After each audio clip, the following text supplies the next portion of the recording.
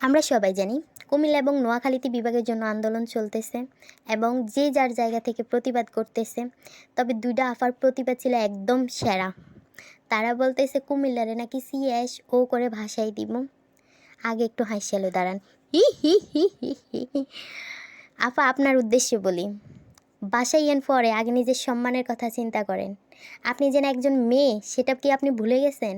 আপনি মেয়ে হওয়া সত্ত্বে আপনি এরকম উদ্ভট কথা কীভাবে সোশ্যাল মিডিয়াতে এসে বলেন? আপনার কি একটু লজ্জা করে না?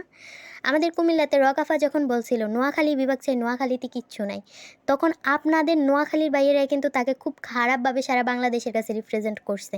সেগুলোকে আপনি দেখেন নাই? তারপরেও আপনার মস্তিষ্কে কীভাবে সাড়া দিয়ে এসব উদ্ভট ভিডিও ছাড়ার জন্য?